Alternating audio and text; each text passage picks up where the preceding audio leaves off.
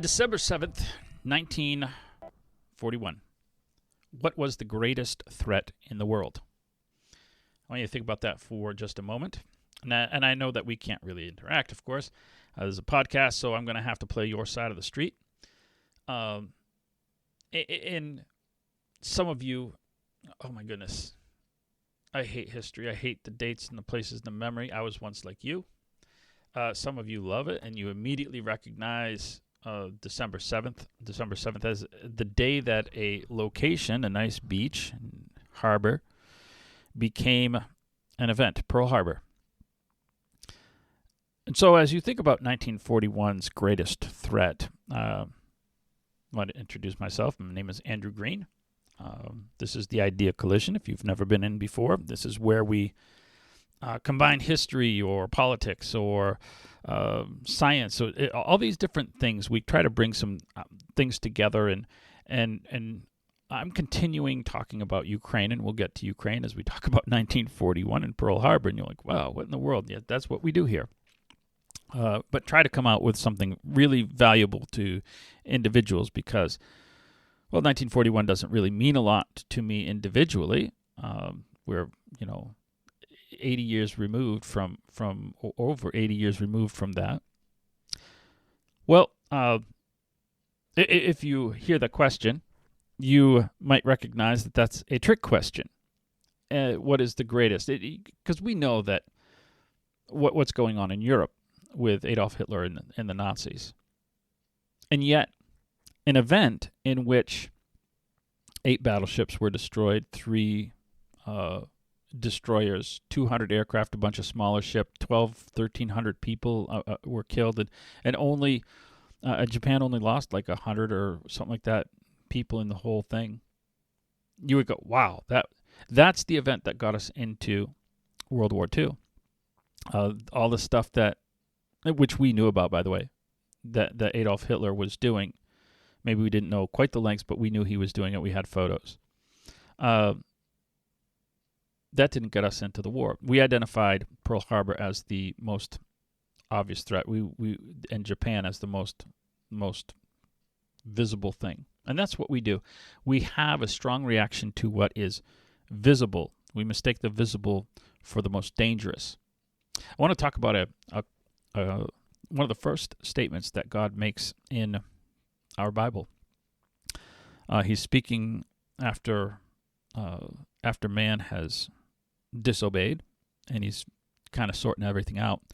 And he talks to Satan in Genesis chapter 3, verse 15, and you're like, what in the world does this have to do with Pearl Harbor? And then Ukraine. We'll get there. He says, I will put animosity between you and the woman, between your offspring and her offspring. He shall bruise your head, and you shall bruise his heel, and some say crush. Can be a similar word. Now, I want to keep in mind that Satan is not all-knowing. We give him sometimes more power than he deserves, and I don't mean that to insult him, but he's not God. He doesn't know the future. He does not read minds. He does not have the ability to be anywhere at any time and everywhere at all times. And so he's got to interpret this statement. And if I was him, this is how I would interpret it. And I believe, based on history, that we can identify how he interprets it. God has just told them that Eve is going to have, or somebody is going to, from Eve, is going to have a male child that is his primary nemesis. And so he gets to work right away. What's the obvious threat? Well, Abel must be the one. And so he seeks to eliminate him, successfully does so, and like all of a sudden, like, maybe that's not the right one. And so throughout these thousands of years, he's trying to identify people, and I have no idea how many people he identifies. There's probably so many people that we don't even know of, but we have stories that there's like, oh, you see, like, oh, Jacob and Esau, and Jacob barely escaping Esau. And then we see Joseph. Oh, better get rid of Joseph. Oh, better get rid of Moses. Better get rid of David, and so on and so forth. Finally ending up with Herod's massacre as an attempt. He finally does identify the right guy, Jesus, but doesn't get that done in his youth. Finally does get it done as an adult, and that's the exact moment, of course, that Genesis 3:15 is predicting is a temporary victory that leads to an ultimate demise. And the point here is that even Satan mixes up the most obvious threat for the real threat. He sees what is most visible, what is most immediate, and doesn't realize what the greatest danger is, or at least he didn't. That brings us to Senator Tom Tillis, a clip that I've seen circulating on various people's walls and Facebook and whatnot. And I want to react to it. I'm going to play it, and then we're going to react to it a little bit from a different perspective of what you might be looking at. So we'll look at that right now. I support President Trump, and I believe that most of his policies on national security are right. I believe his instincts are pretty good. But what I'm telling you, whoever believes that there is any space for Vladimir Putin in the future of a stable globe better go to Ukraine. They better go to Europe. They better invest the time to understand that this man is a cancer and the greatest threat to democracy in my lifetime.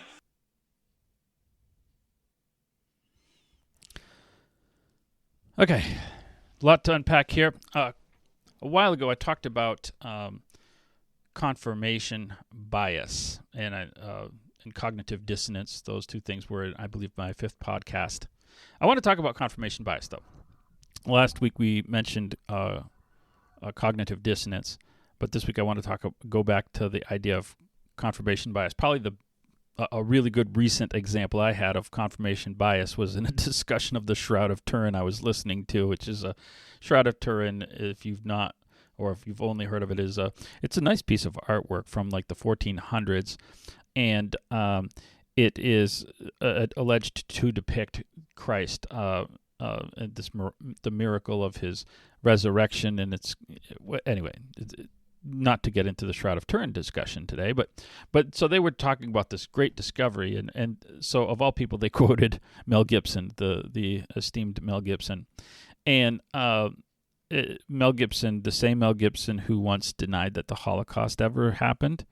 Now, and I'm going to give credit, and I don't mean this tongue in cheek, or legitimately he has backed away from that position, and he's talked about it came from a dark time or whatever in his life, and he's actually, I think, doing a movie or planning a movie, I don't know if that's still in the works, on the Holocaust. So, listen, give credit when people reverse course off of a really dumb statement. But the point is that they were willing to quote him, because he agreed with them, when probably on a lot of other stuff they wouldn't have quoted him. And we do that. And a lot of people that I've seen posting Mr. Tillis's comments don't agree with Tom Tillis on the vast majority of things that he says. In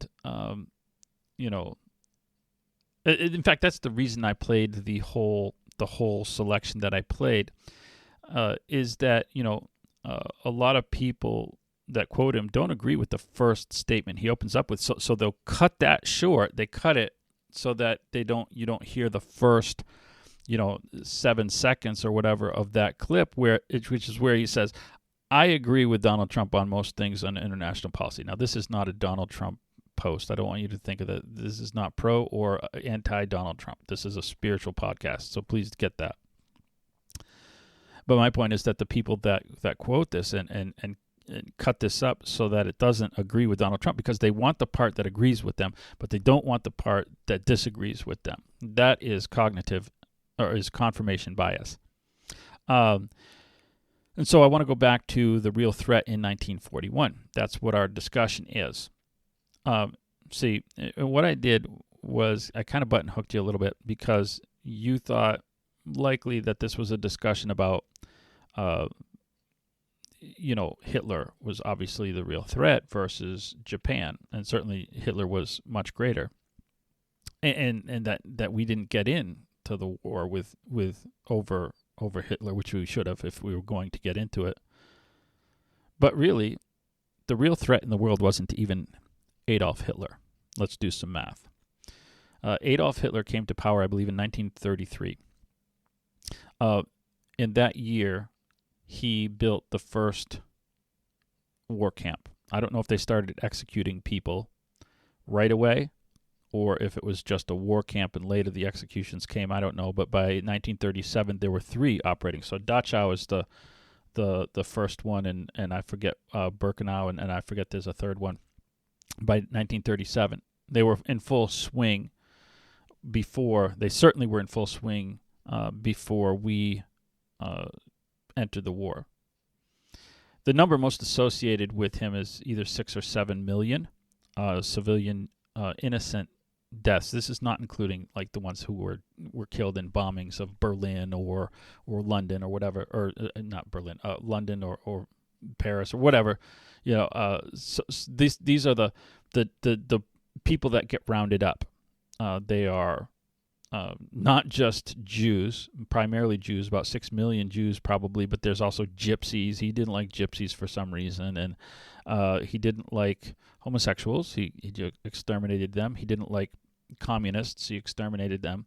Just anybody who wasn't rah-rah Hitler, pretty much you get exterminated. And so that ends up around 7 million is the number we have. So I want to talk then, about he's not, if we look at 7 million over a 12-year period, his death is in 1945. So from 33 to 45, that's an average of 500,000 people a year, just innocent, rounded up and killed some way. That's a massive amount of human carnage. And it's not as bad as Pol Pot is over 3 years. Now, Pol Pot's total number is less, but it's around 2 million in a 3-year period, which is like 600,000 per year. So per capita, Pol Pot's worse than Adolf Hitler. You don't think about that.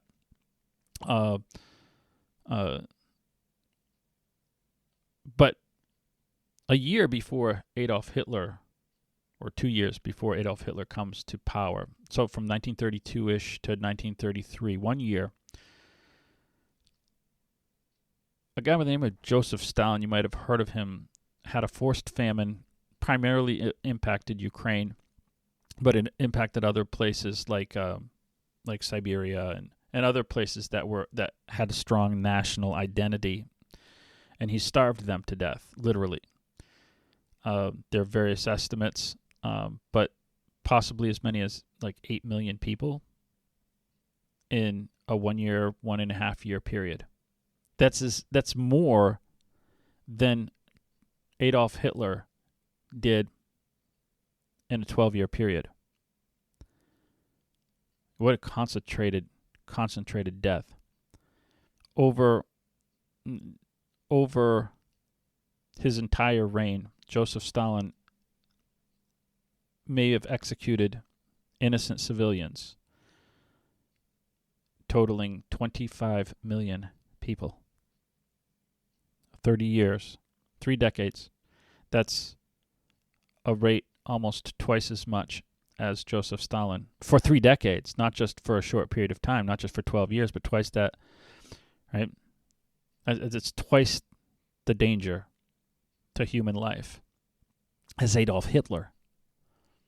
Now, Tom Tillis is not a dumb person, but Tom Tillis comes from a different period of time. Now, like I remember the 80s, I was, in the 80s, I was in elementary school, junior high, and then, like in high school, mid, so 1980, I was in 3rd grade, right? So up to graduation in 1990.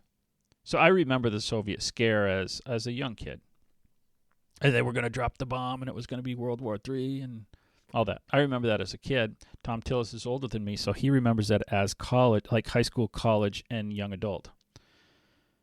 And so when he sees Putin and says, well, Putin is the greatest threat to, democracy in my lifetime, that's hyperbole, but it's not. He doesn't state it like hyperbole. He states it like a real fact, and it's not true. He looks at the fact that Putin is KGB, and he remembers KGB and Soviet Union, and he remembers all of that stuff, and he's interpreting it through this lens.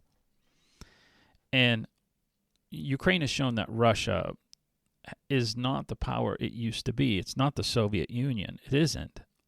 It's what they call the Old Man of Europe. Old Man of Europe is a phrase that goes back to World War One. A lot of people think World War One, Germany, but sort of, World War One is where Germany kind of is in this emergence as a world power. But prior to that, the Ottoman Empire, like, what? The Ottoman Empire? What's it? Turkey. Just think of it as Turkey.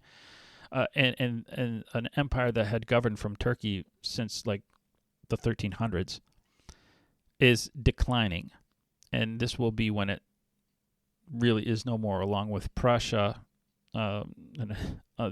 They kind of leave. And so the Ottoman Empire was referred to as the Old Man of Europe. It started this war, but it really didn't have the capability to be what its reputation was. And so Russia is the new Old Man of Europe. I mean, a country, a third or a fifth, whatever, of the size, given Western weapons, has held it to a standstill, at least for now. Russia does not have the power it used to. And so, there is a political threat in our world today, right now, that it far outstrips the danger of Russia and the Russian Federation. And that is China, and specifically the Chinese Communist Party. I don't want to just lambast an entire country because there's many good people there and many persecuted people there. And Christians are persecuted there in great numbers. And not just Christians. Any religion is persecuted there. And their ambitions are far more worrisome as far as I'm concerned. Since 1948, let me just give you some numbers. Since 1948, when the Chinese Communist Party came to power, they have been responsible for 120 million civilian deaths, 120 million. That's a rate of about 2 million a year. So I want you to do some math here. That's a rate of twice what Stalin did, which means that it's a rate of 4 times as much as Adolf Hitler did for 75 years. 120. Now, I don't know if that includes like what they funded. We talked about Pol Pot. That was probably funded by China. I don't know if that includes that number or if that's just deaths inside of China itself. But either way, it's that's evil. And getting sidetracked on what Russia is, and I'm not, that is not to do a false equivalency and say, well, they're okay since they're not as bad. That's not the point. The point is that Tom Tillis is dead wrong. But I want to keep our mind on the spiritual point. We observe the most dangerous threat as what we see as the most visible threat, the most immediate threat. And I want to give a statement from Revelation because this is significant. This kind of will confirm what we're talking about. Now, I don't usually get into Revelation a lot because there's a lot of prophetic stuff and there's massive amount of opinions on it. And I tried to say, like, this is what as best as I understand it, because I'm probably wrong on stuff as well. I have a different opinion of Revelation. I have an idea that it's not all about one moment in time, which is always everybody interprets that as like right now and sensationalizes it. But I believe it's the events that are happening to the church throughout history, the major events of persecution, the major events of upheavals that will impact the church to, like, you should probably be ready for this. It's going to start here shortly. Okay, now this is going to start. And so there's a couple of statements. And it seems like I can kind of get up to a certain point and go, I think this is the period we're talking in. Now, this happened. That seems obvious. But now I get to a point where I'm not sure. So maybe it's not happened yet. And I think I can trace it up to about chapter 16, verse 10, where it says, the fifth angel poured out his bowl on the throne of the beast, and its kingdom was plunged into darkness, and people gnawed their tongues in anguish. And the reference to darkness is, I think, significant. And I believe there's this period, and I could be wrong, where there's this period of darkness that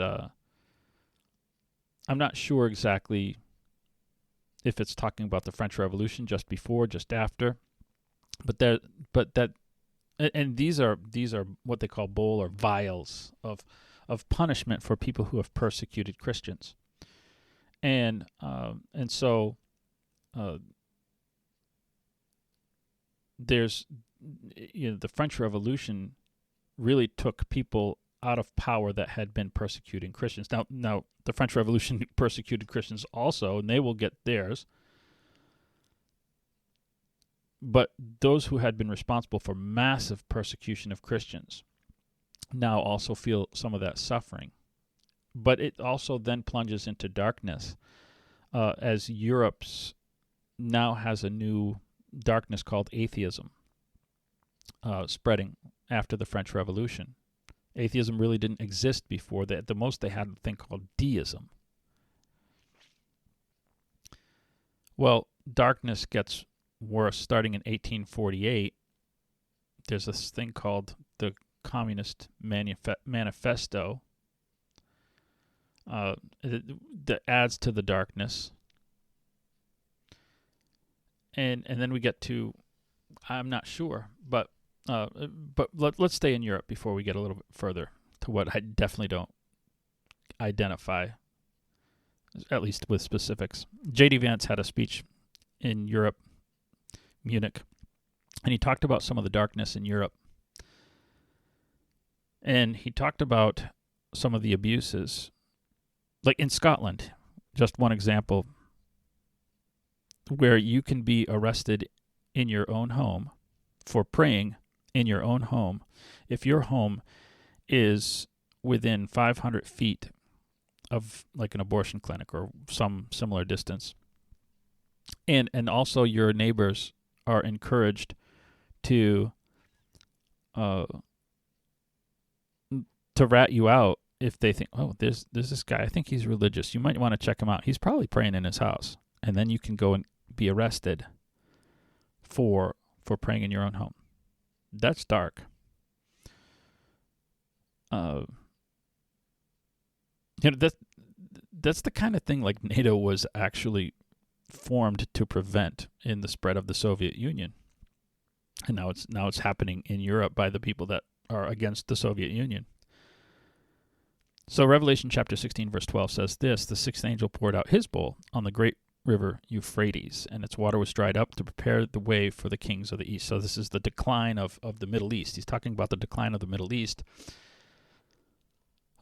which, boy, you could look at the 70s and look at what it looked like and go, this is what it looks like now. Holy moly. But then he talks about the kings of the east. Is this China? Is this Japan? Like, I don't know 100%. But here's what I do know is after this, there's not much left. Pretty much the Bible gets into the end of things. And I don't want to predict that, like, because I don't know that Revelation 16:12 is talking about now. It could be, we could be in just the very beginnings of what's going to be. Like, this could be 200-300, I don't know how many hundreds of years this is going to take. But if there's a rise of the east, there's a fall of the west. And it appears that we're in that. And that the dictators of the east are going to get stronger. And so if you're west of Iran, Iraq, you're going to be in decline. And I'm sorry, Tom Tillis, but you are barking up the wrong tree. Now, we may not be able to stop this. If God is working this to get to the end, then by all means, take care of business. But I don't have the power to control these situations. So what is there for me to do? And my what I can do is try to identify the greatest threat, not the most visible threat. Russia is not the most visible threat. They are declining power. One way or the other, out of here, they're going to be a declining power, and they're not going to be much. And the United States might be joining them. And Europe certainly looks like they're joining them.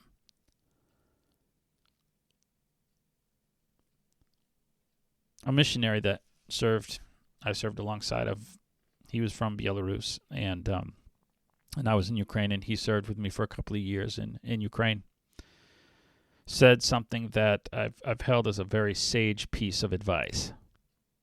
Or he said this. He said, the urgent takes precedence over the important. This is very important. Yeah, but it's not urgent. And maybe at some point we'll explore that more. But in your life, regardless of what's happening in Ukraine, and use that as a thing to I try to identify and keep an equilibrium when you're looking at historical events and political events and cultural events. But do understand that even in the microcosm of your own life, that the things happening, you're just a part of a group, your congregation, your area, your community, which is a part of a greater whole. So in your life, try to identify the difference between what is the most significant thing and what is the most visible thing, because they are not likely to be the same thing. While something very significant might be happening to you on the surface and visibly, there might be mentalities developing in your own life or around you in the church that are undercurrent of something much worse. Don't get sidetracked by a political thing happening when spiritual things that are happening have far more significance in the long run. For now, this is the Idea Collision. I'm Andrew Green, and I do hope that you join me next week for another episode.